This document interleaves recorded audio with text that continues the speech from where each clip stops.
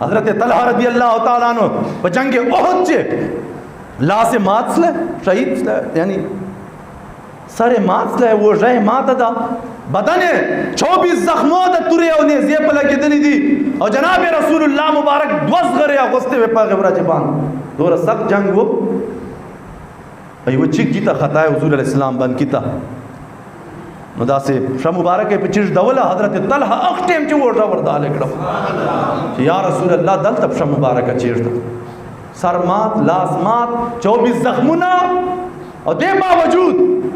دغه صحابه دی امت رهنما دي کچوک دغه په لارې باندې جی موږ پښې چپو لاسې چپو او چې داله کيو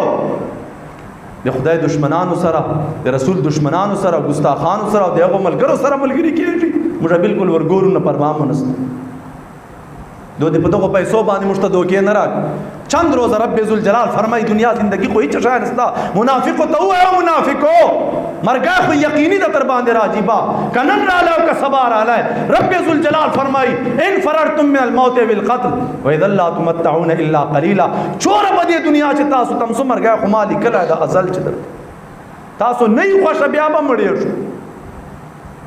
نن ولې نه ورجو میدان عزتمند مسلمانان حضرت طلحہ رضی اللہ تعالیٰ عنہ ہر میدان چ جنگ احد چ جنگ دا غزوہ احد چ غزوہ حنین چ غزوہ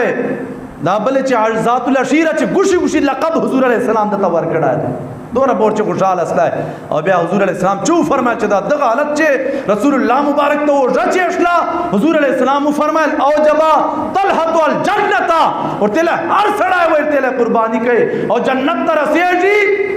او حضرت طلحہ داس خدمت ماول وکړه زی راضی کړه چې دا جنت داس په زور راړه جان ته